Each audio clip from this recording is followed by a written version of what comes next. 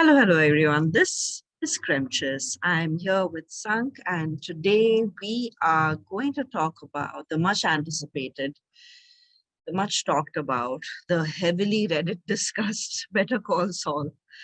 And Better Call Saul is back again with its episode 7. We are in the last part of the final season, and Sank and I are very excited. I have been binge watching the episodes from the previous seasons hard to kind of keep up with the references. Uh, I want to know, Sank. Let us talk about where the last episode left off with someone's very gruesome, very reckless, very unnecessary death. Howard dies. That should be the substitute for spoiler alert from now Spoiler. on. Not I'm Howard's your dead. father. It should be Howard's dead. Okay. We should not be laughing. It's a very solemn part of the episode. Dude. Solemn part of that episode and more so this episode. Oh my god. More so this episode, yeah. Yeah. So I want to you tell. Yes. So Lalo shows up at Saul's house. We knew Lalo was alive, but he shows up at Saul's house in what I would consider the worst or the best time to show up at Saul's house. Because if anybody wants Saul and Kim to come out of this, Lalo couldn't have showed up at a better time. Kim and Saul or Jimmy, they have been messing around with Howard for a while, trying to ruin his case, ruin his reputation in general. And Howard has had enough of it. He shows up at their house and he confronts them and he asks them, did you do this for sport? Did you do this for fun? And unfortunately, Lalo shows up at the same time and he's had enough of a drunken Howard and he doesn't want him interrupting what he's about to ask Jimmy. And he shoots him in the head like it's nothing. And Howard, who I have frankly hated through the seasons, I have never liked Howard. Really? I just didn't like him. I feel like he enabled Jimmy's brother or Saul's brother to be an asshole to Jimmy. And he always has like this holier than thou setup, which I think was addressed by Saul on several occasions. Like, why do you look down on me? Because I didn't go to a fancy school. And I get that sense from Howard very intimately because he even ill-treated Kim. He didn't give her due. And they messed around with his reputation. And I don't know if he deserved any of that. I'll be honest with you, even though I hate him. But my God, that death was so, it came out of the blue. And Sank and I are here to discuss about the aftermath which happens in episode 7, which is, and goodness gracious, it is called Point and Shoot. I didn't know that. So so Sanket, first thoughts about the opening scene of Point and Shoot, episode 7. Oh my god, the opening scene. So I thought I had predicted that the mid-season premiere would also start with the present Saul Goodman, the one who works at Cinnamon, because we haven't seen him in this season. Because even the season 6 premiere started with that house scene, the bungalow scene. So I thought at least the mid-season premiere would start off with it, but no. It starts off with a couple of shoes sailing on the beach. Literally, no, one of the shoes sailing on the beach, and we are not sure as to whose it is. And then the camera pans out, and we see the Namaste sign on the car, and we immediately know that someone has what do you call it when you make someone disappear. Someone is officially sleeping with the fishes. Oh, okay. I like that. Okay. You see the car, you see the Namaste plate, which is So we very got prominent. Sorry, go ahead. so Howard got Luca Brasi.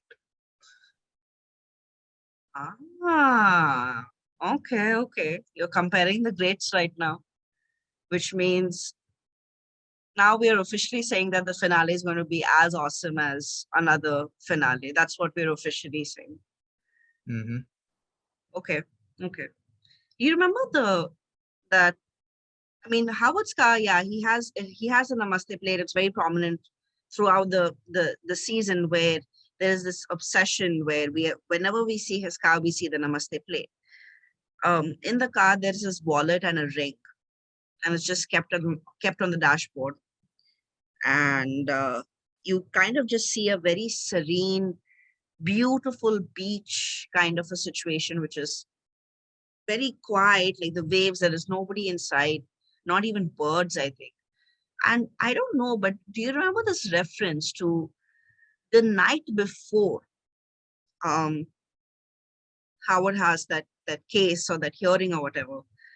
Um, Saul and Kim are sitting in front of the office where the windows are, and they're like, "You want to go to the beach tomorrow?"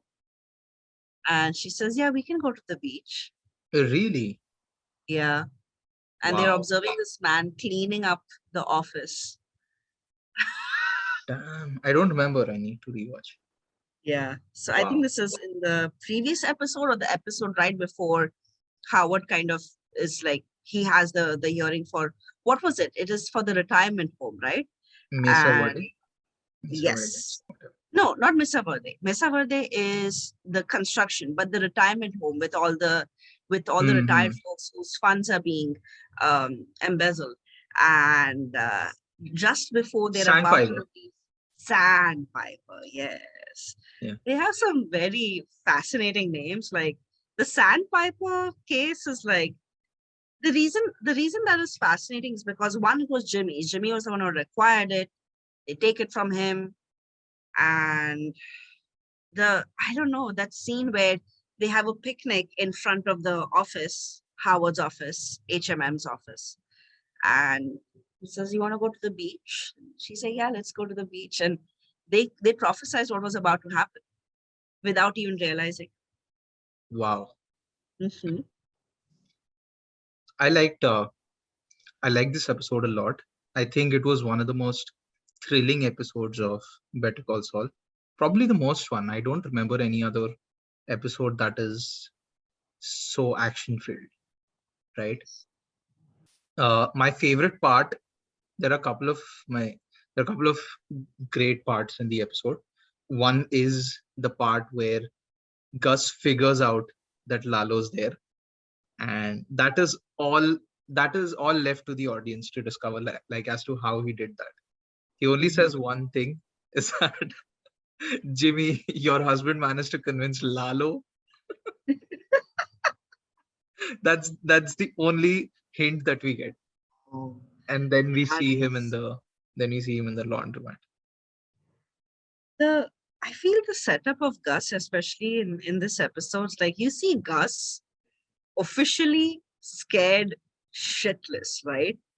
Yeah, He's scared in this episode. and that is such a ballsy move by the makers to have Gus, Mike, and Jimmy be in these suspenseful scenes Yeah, when the audience knows that they all three are going to survive those things. survive this. Oh, yes. Yes, yes, yes, yes, So to have absolutely. those, to decide that we're going to have these three characters in peril while Mhm, the audience already knows mhm. more than the characters. Usually there's this writing trope, right? Like the characters in a movie or a show, they need, like there shouldn't be a lot of much time between audience knowing their fate versus them knowing their fate. There shouldn't be much time, otherwise the writing becomes boring. Yeah. The characters, when the audience know about it, like you have to be quick enough for the characters to also find those things out, otherwise it's boring. But here they flipped that trope. We Yes. know that they're going to die, but Yes. obviously the characters don't know. Yeah. And that's what the writers are playing at here. Yeah. Absolutely. I jumped when Lalo shot Gus, even if I knew that he's not going to die, it was still a very, very, very thrilling scene. I think it's like also, this is the thing about Lalo's character. We don't know if he's going to die. The story was never set up about these three, even though, it's about Mike, it's about Gus, it's about Jimmy. Uh, for the sake of what we're discussing, I'm going to call him Jimmy and not Saul Goodman, because I in my mind, like, I think of two different people when I think about Saul and I think about Jimmy. Mhm. And this episode, except for the part where he convinces Lalo to send Kim instead of him, Oh yeah. uh, only in those 5 seconds he's Saul Goodman. But then throughout the episode, he's Jimmy. Wow. And Yeah. again, I was like it again, this is all part of Jimmy thinking. I don't Mhm. know what was your interpretation of that? Like, why did you think that happened? So we have noticed very many times that Lalo keeps telling Jimmy, you backed that, like you managed to, convince her to be with you. Like he's very, very like impressed with like Jimmy's reach. Like he found somebody who's way out of his league. And Jimmy kind of, I think, senses that this guy is like up to no good and he probably just wants to harm her to prove a point. And anybody who has read into the Salamancas, they know that they don't attack the person, they attack the person's beloved. Like how Gus lost Max, right? He is about to lose Kim over this, Kim Wexler over this. And in that minute when he says, like, oh, just go, he's just a librarian and he's nothing important, like, like you can just point and shoot. And in that minute, when he realizes that he's going to have to leave Kim alone with Lalo, it's like, no, I am okay with getting shot in my apartment if Kim doesn't return, but no more people are dying over something I did. And he's like, you have to leave. You have to get out of the house. You have to just know, just go. And I think Kim's expressions, it's the most she has expressed herself. You never see Kim, laugh and Yes. smile or cry. Oh my God. But Somebody in this give episode, somebody give Rhea Seehon an Emmy. oh, Like, yes, how much more does she need to do yes, to get her that award? yes. She deserves everything. She's like the ultimate queen in this series because she genuinely deserves everything. She has acted her heart out in this episode. Um, It's I it's very hard to like convey your emotions with a straight face, yeah, with just your body language talking for yourself. It's yes, very hard to do that. And on top of that, you have this episode where you get to see more of her acting process.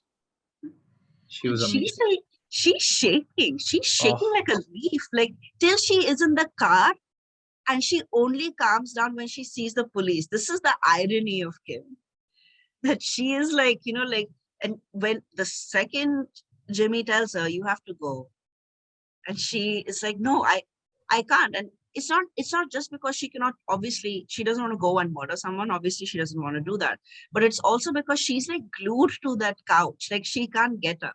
Howard is lying dead in front of them while this shit is happening. His blood is spilling the apartment while this shit is happening.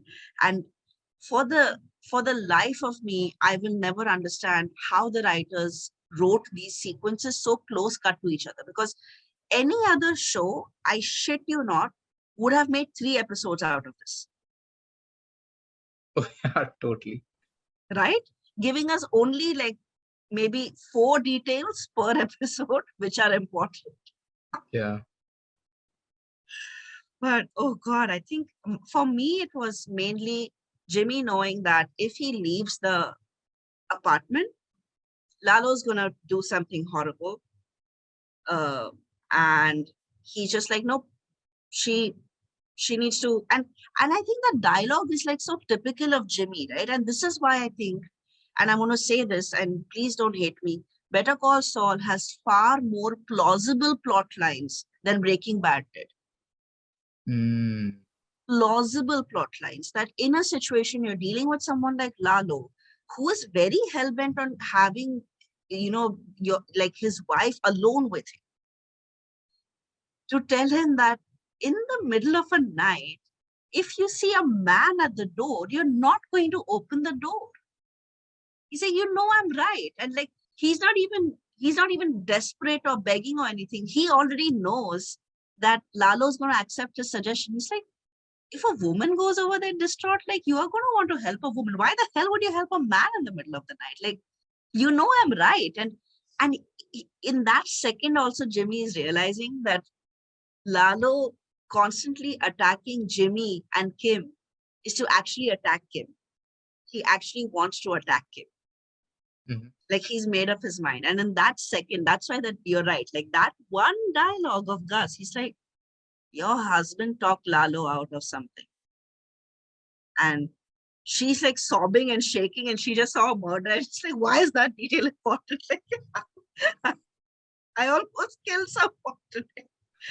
It is, oh God. Oof. Okay, the Breaking Bad comparison, and obviously I don't completely agree with you thinking that way, but I do know that compared to Breaking Bad, Better Call Saul has more writing field for them to cover.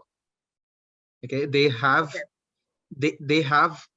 got a lot of ground to prove their writing jobs in Better Call Saul, and they didn't have that much in Breaking Bad. So that's why Better Call Saul might feel like a bigger writing achievement than Breaking Bad. Maybe that's the reason, but I would say I don't want to compare the two because I'm straightening my non-existent spectacles. 1 second. This is okay. I'm going to say this, and you tell me what you think about it, because I'm actually quoting you to you. Breaking Bad, everybody dies. Okay, everybody gets screwed. Okay? Yeah. So even if they don't die, they're screwed. Like, their lives are finished. Okay. In Better Call Saul, nobody dies. No one from the original gang dies in Better Call Saul, and they still manage to keep us interested and in the loop about why stuff is happening. That's what I'm saying. Like, the whole premise of Better Call Saul is that they don't want to rely on spectacle to show their acting job. To show their writing jobs. Which makes BCS a far better premise and universe than Breaking Bad, because it is very difficult to follow Breaking Bad. Okay, I'm not saying Breaking Bad, oh my God, Breaking Bad sucks. That's not what I'm saying. I'm saying Breaking Bad is awesome. It is so awesome that it deserves everything. It deserves all the recognition, all the love, all the respect in the world that you should give to writing. To beat that universe is very difficult. I would have been happy if they just equaled that universe. They beat that universe, because we know the endings in these stories. We don't know the endings in Breaking Bad. And for me, I'm still trying to figure out what happens to Kim, because this episode didn't have any black and white sequence, right? No present time reference, correct? Yeah. So again, but that's, of course, that's an argument Sank and I will always have for the eternity of our lives throughout the known and unknown universe between BCS and Breaking Bad. So my thing is that I don't want to compare the two, because Better Call Saul came after Breaking Bad. So they obviously wanted to improve on those things. And given that the kind of writers that they have on the show, they wouldn't settle for anything less than perfection. And that is what every episode of Better Call Saul does. So I don't want to compare the two, simply because BCS is a later show. And also because I don't know how to compare spectacle versus soberness. I'm never comfortable with that. So this is sober to you? My heart was in my mouth in this episode. I'm not talking about this. Like I said, this is probably the most thrilling episode of Better Call Saul ever. I'm talking about the whole show in general. Um, okay. Okay. No, see, Okay. there is no right way to go about this. So, like I said, we will be arguing about this throughout the known and unknown universe. So, Yeah. um, but Shall anyway, we shall we move ahead? yeah, let's go ahead What's to. next? Um, so we went into depth about what Kim and Jimmy went through, and we know that Lalo basically gags, ties up Jimmy to a chair, and he leaves them there to go do something else. And in this second, I genuinely thought that he's taking the car to follow Kim. I thought that's what was happening. That one way or the other, Jimmy was going to lose this. Like he was not going to be able to protect Kim. And I think that scene where he struggles to get out of the chair and he falls right in front of Howard's face, in front of Uh, Howard's dead body. Oh God, Painful. it is so painful. And oh, do you remember that camera shot? So he basically holds a gun to Jimmy's head, and he's looking out the window, and he's like, "How did you land this girl?" He's asking him that, and then Hmm. Jimmy's like trying to convince him. He's like, "Look, I didn't do anything. I don't know anything," and he's saying that, "Look, Nacho was the one who introduced me to you, and Nacho is the one who's betrayed me. So obviously, you have something to do with everything." And Jimmy's trying to convince him because now he's putting the dots together that, oh, that's how I'm being suspected. And Lalo pulls the chair on which he's going to make Jimmy sit. And the camera actually follows the chair. That was like, I have never seen that in my life. So as he's pulling the chair, you Yeah, feel like you are being pulled with the chair. Like, oh my God. right. By the way, the Nacho reference, uh, I don't know if you know this, like it's a very common connection between Breaking Bad and Better Call Saul, is that the first time when they kidnap Saul in Breaking Bad, when Walt and Jesse kidnap Saul and they tie him up and show a dug ground in front of him. Saul says it wasn't me, it was Ignacio. That happens in Breaking Bad. Oh, Yeah. wow.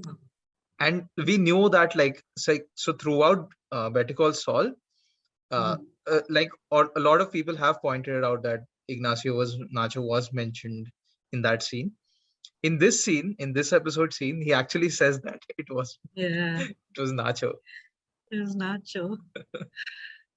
Ooh, wow. Yeah. Um, wow. I am so impressed.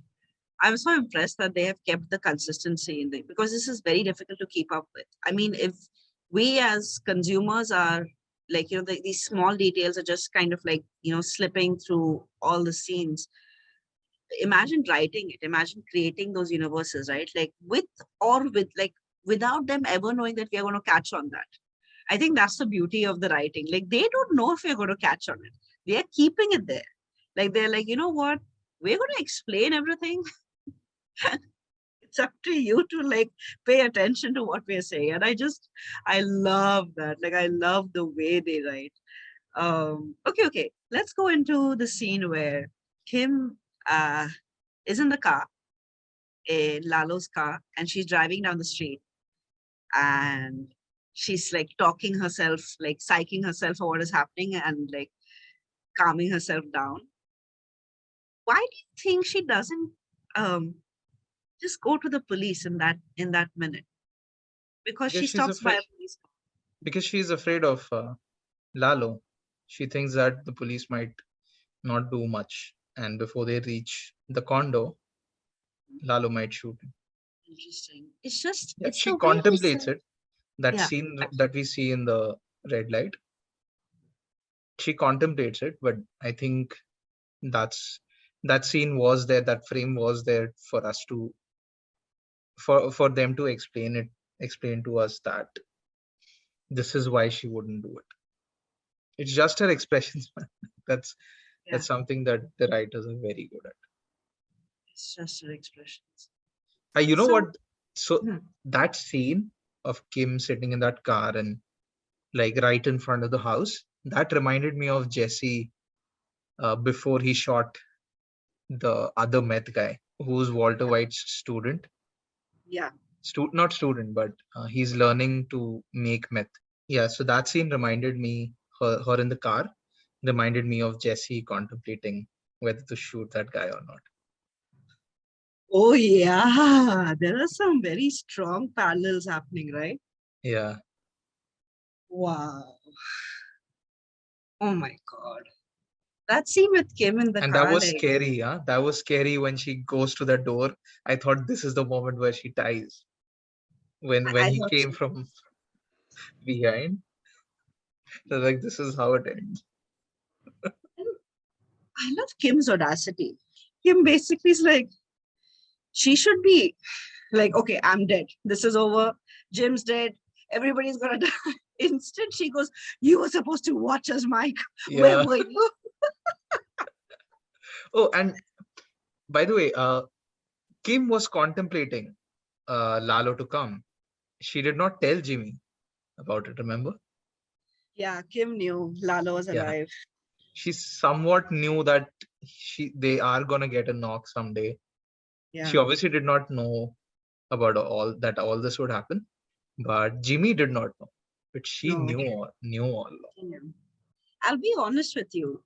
Had It's very weird, but had Howard not shown up to their house that day, I think he would have killed Kim or Jimmy on the spot.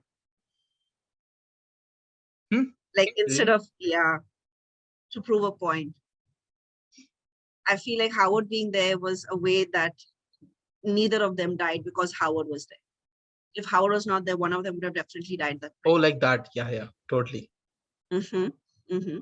It Did you notice? he would have been like he would have shot one of them and like Yes. you have He's to like, go okay, ahead. now you have to go. Yeah. Or at least, like definitely captured one of them and been like, okay, now you have to go. And just if they kind of resisted, like, no, I can't go, I can't shoot, they shot one of them to make a point. Like, now next is you if you don't go. Something Yeah. like that. But did you notice the movie that was playing? No, I didn't know what movie that was. I think it was called, I think it was called Born Yesterday. And it had kind of similar storylines in the point that this is different universe about a girl who is in like a girlfriend of kind of a bad guy, and the bad guy is like doing some shady stuff, and he gets a corrupt lawyer to help him. Yeah. And yeah, yeah, and there is they didn't I don't think they intended for this to happen, but basically she's kind of trained and groomed into being more intelligent so that they can pull off this con. And the lawyer kind of convinces this the main client to marry her so that she cannot like admit, like she doesn't have to admit anything in court because they're married, which is again drawing like heavy parallels between Kim and Jimmy, because Kim also gets married because she wants to be in a situation where she can protect Jimmy. Mhm. And again, corrupt lawyer, and then the grooming and the changing. And in that universe, in that storyline, however, she wises up and she leaves the guy. Ah, Whereas Kim over here cool. sticks with the con. So today we spoiled Better Call Saul, Breaking Bad, and Born Yesterday. I'm Cool. sorry. It's a 1950s film. And if you guys aren't watching Breaking Bad, then don't listen to a Better Call Saul review, man. Like all the endings are tied up in Better Call Saul. Some people like to watch it chronologically. Those are the people that I have no respect for. Like imagine like starting your Star Wars journey from Phantom Menace. No, right? How tragic. Like, how upsetting could that be for people? But yeah, I mean, guys, I'm sorry. I'm genuinely sorry. We will put a spoilers tag in the title at least. But there are going to be I'm going to go back and forth between references. Sank is going to go back and forth between references of stuff that has happened in either of the universes. So Yeah. gear up, my babies. And we are planning to do a finale review as well. Mm-hmm. Yeah. Yes, we are. And if you like this episode, we might do a recap of every episode. So, you can feel more immersed. But for that, you have to comment, guys. You have to like the video. How much does a like cost you? Nothing. One click. Yeah. One click. Do it One now. tap. Do it now. Right Yeah. now. Just do it. Like, other channels, they ask for money. We also ask for money, but we have an emphasis on likes. So that amazing scene that I mentioned before, where he figures out how Lalo's there, how he's using Kim as a bait. I didn't know, by the way, when Lalo left the room, I didn't know that he was gonna go for Gus. That Oh, was that was really surprising for me when I see him in that car and then he jumps to that laundry. yeah. And then that scene where he sees the exhaust fan, and that's when he's dead sure about that Lalo is in the building. And the next frame is Lalo shooting his men and kind One of, second. Why does the exhaust fan tip him off? because that's where he's come from. Okay. I see what you mean. I see what you mean. It For me, when Gus leaves the house, like when he says your husband convinced Lalo, I was like, oh, he's gonna go where Mike is at because Mike goes to Saul's place, right? And Mhm. I thought he's gonna go to Mike's place and be like, okay, Saul, you're my bitch now. Because if you could talk Lalo out of something, like, now you're mine. Because Mike gives very clear orders to Gus. He's like, I need you in the safe court, in a place where I can control the events of what is happening. And he tells him that. He said, can you inform me before you play detective? Because that was stupid. And I like, oh God, the way that thing ties up, my goodness, like, Did you oof. notice? Did you notice that scene where they're questioning Kim and she just points at a Gus lookalike, saying that he sent me to kill him. Some man of Gus who looks Some like man him. with glasses. I feel like that was a tip off, that he gave no explanation to Yeah, like who this person is, because anybody could be fucking wearing glasses, man. Like that's like the most ridiculous description of like somebody important you need to be killed. And and the wrap up of that, where so Gus takes a couple of bullets to his bulletproof jacket, and Lalo does that obviously, and then of course he knows the nooks and crannies of that place, so he obviously gets the upper hand and he kills Lalo, and Lalo laughs at the end. yeah. Oh, wait. Before that, Yeah, I just want to explain one small thing that they have explained. So there's this thing, right, that irks people when villains don't just instantly kill the good guys. yeah, I And know. I think they have explained it here is because the reason why he doesn't kill, because he's been to Germany and now he wants to check out the lab. So that's why he's shooting. He wants to show Don Eladio why Gus is a snake.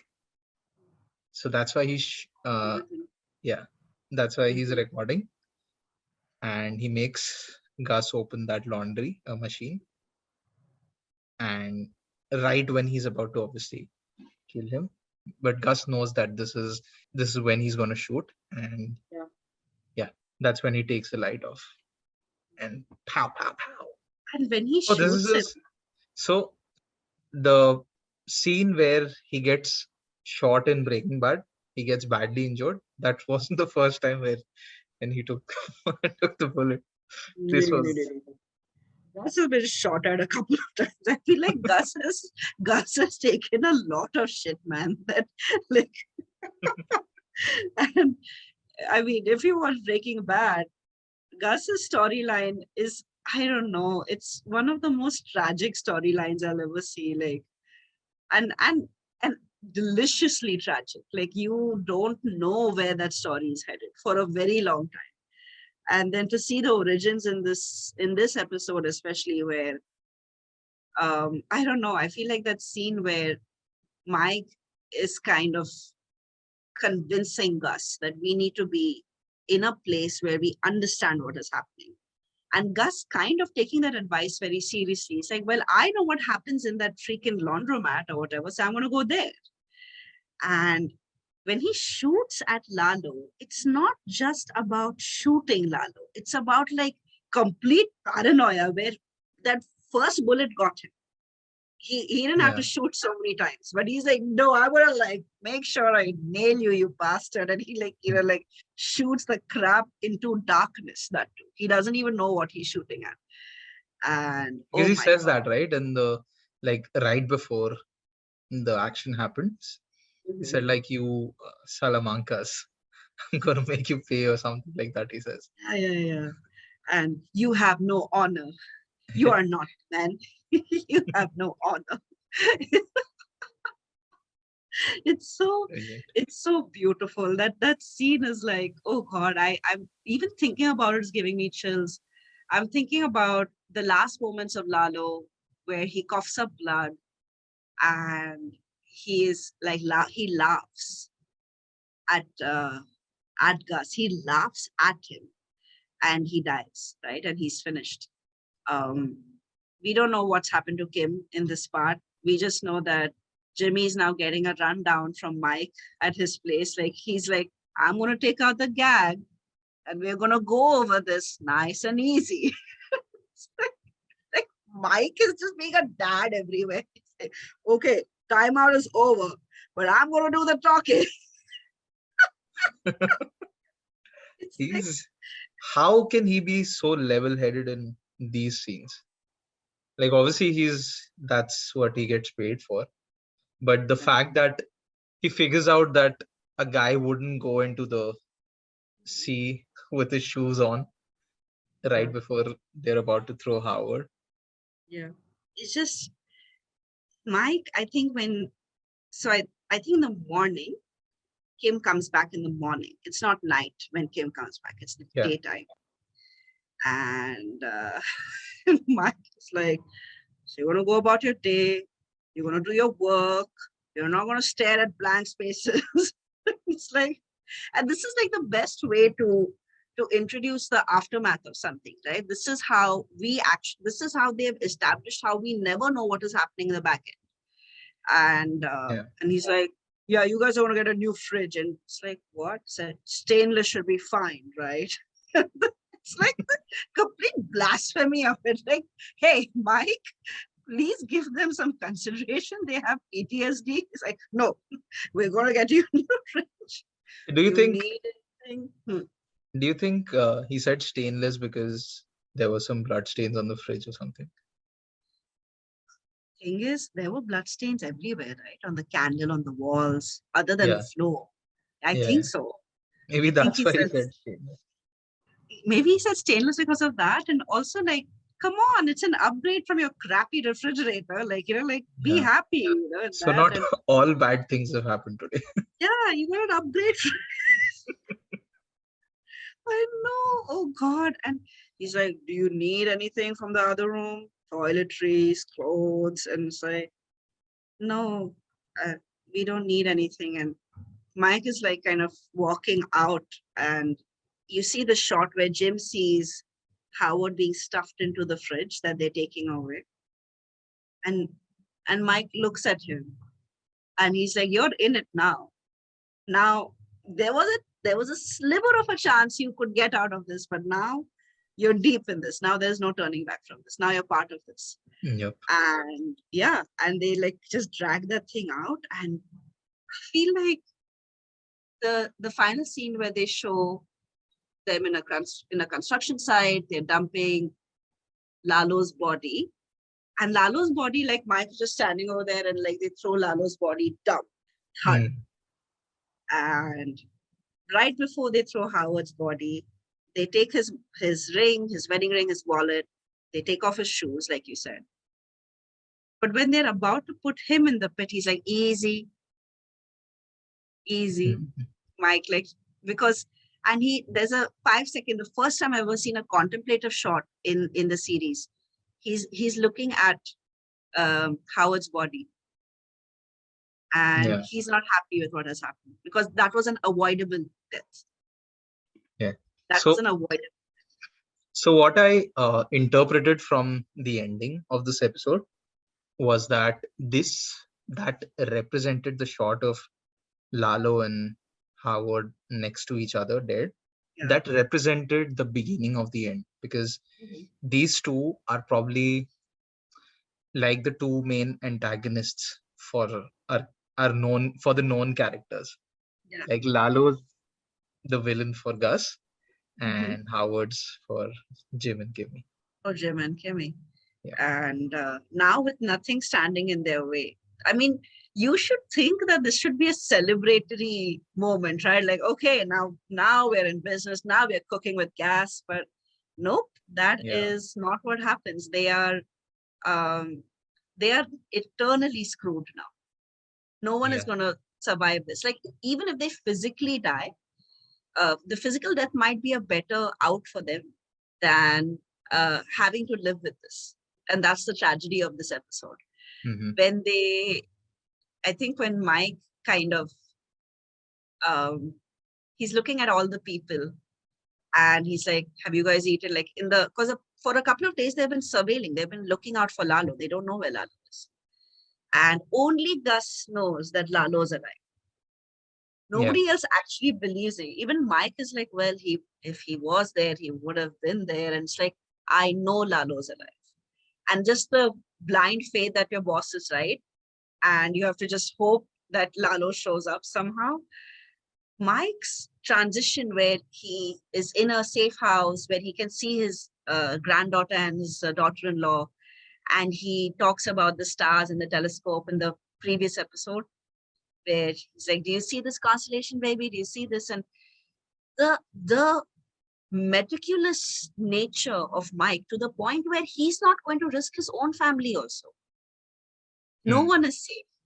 They could only do this because of Mike. Mike is our eternal papa. Like, he's looking over everybody, paid or not. He's looking over everybody. Yeah. And in the last seconds, even over Howard. Very weird. True. Wow. Even over Howard. What a great episode. What a great gift to the fans, man. We've stuck it out for BCS. Like, we've really pondered and debated and fawned over the series for a while, right from the Breaking Bad universe. It's the spin-off we definitely needed. We didn't know we needed. Oh yeah, we didn't know we needed. Absolutely. And to have an origin story to a point where it is not just about factoids and, because have you noticed origin stories are generally about, this trivia and, so this means this. Oh, okay. Not for trivia, but to set up the intention of the Breaking Bad universe, that this is why Breaking Bad was the way it was. It's like, you're talking about origin stories. One thing that distinguishes this from usual origin stories is that they're in no hurry to explain. They're in no hurry to explain what connects these two shows. That's something that no origin story has. Yeah, really it doesn't. I'll be honest with you, if Jesse and Walt do not show up, even in the finale, I'm going to be okay with that. Yeah. I don't care. Yep. I don't care if they show up. And thank God, because imagine if your hopes are pinned on the return of a character or the appearance of a character. That means that's all the story had, a gimmick. They are gimmickless creators, and that is their true victory. So truly looking forward to the next episode. Guys. So tell us how you think. Please. You were saying something. I was saying, so we know that Jim and Kimmy's story isn't done yet. We've already caught up to Gus's storyline, right? What could happen now in the last 6 episodes? So we saw Gus recovering, right? Because he was somewhere, they were pulling out the bullets from the whatever, and he was bleeding. And I feel like that wrap up scene was so interesting, right? He calls up his restaurant and he tells the manager, "You'll have to open and close, and I will compensate you. And I have a family emergency." And so calm and cool. And now he's back to the Gus that we know. Um, Yeah. I believe that now Gus will is like, of course, we know that he became what he became because of the Lalo death, very evidently, Yeah. right? But we are now going to get an insight on the operations. So it's not enough to just have the resources. Now you have to make Yeah. something. Oh, wait. That guy might come back. The guy who actually originally used to cook for him, who was a Yes, fan of Walter White, yes, that he'll Jesse come shot. back. He He might could come come back. back. Tuco might come back. Remember, he's in prison right now. Yeah, So he's yeah, gonna come back very soon. for sure. And look, I'm going to say this now, I'm going to say this again. Hector is the ultimate villain. Truly. Hector is the ultimate villain. Hector can do a lot of damage from a wheelchair disabled. That is the stunningness of that villain. And we are now officially dealing with people who have become like Hector. So Gus wants to torture Hector the way Hector tortured him, tormented him by keeping him alive. So we are officially in a place where this can go any which way whatsoever, and it will be very satisfying. Truly. Uh, so I'm very, very excited for what Gus does next, or what Gus will have to prevent from happening next, because this is going to open the hell gates. Killing Lalo, and Lalo is Hector's beloved. Huh? Hector really, like, if you see the way he treats his other family members, Hector really loves Lalo, man. Like, he's the favorite, very clearly.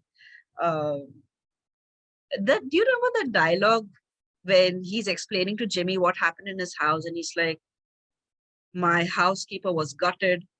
A child I knew when he was knee high was just shot like he was nothing." And for 5 seconds, I'm like, "Oh my God, does Lalo care?"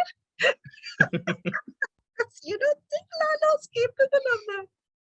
And but yeah, they are the scene with Lalo and Howard lying side by side, and Howard literally being avenged within the same day he dies, is like Poetic justice. poetic justice, man. Within the same day. And I don't know if this was intentional, but every time something very shitty is about to happen, uh, Jim and Kimmy are sitting at the edge of the bed. It's the hotel, it's their house. They're always sitting at the edge of their bed when something very shitty is about to happen, which means that this wasn't the shitty part. Something Wow. far worse is about to happen. So Damn. I am like, okay. All right. Guys, I'm excited about this upcoming episode. If you want us to recap episode 8, put it in the comments. Give us like, share this video with people who adore Better Call Saul like we do. We are very, very, very invested in this series. So if you give us encouragement, we will definitely do a recap for you. And we don't do sequels that easily, right? Because of past experiences. Not at all. And Yeah. and check out our other videos, guys. We have a good set of content on our channel, Cremechiss. We have done RRR, which is somehow, like breaking our expectations as well. We've done a scene-by-scene analysis. We released Hibaro. We've released, what else have we released? We release lists of various of conversations of great protagonists, bunch of other things, and we've reviewed probably the best film of 2022 so far, and that's Everything Everywhere All at Once. Mm-hmm. So Mm-hmm. please watch them. Please give us your valuable feedback. Yes, we would really appreciate it. And we are doing something special this time. We release episodes only on Saturday night specifically. But because of the overwhelming content that we are seeing, we are going to do a couple of different things through the week. We're probably going to release 3 episodes this week, maybe 4. We did Stranger Things. We finished recording Stranger Things a couple of days ago, and we're going to release that as well. Uh, we are not trying to stick to genres, guys. So we are open to anything. If you have suggestions about something new you want us to review, let us know. Yep. And that's how we end today's episode. Ciao, Bella. Avella.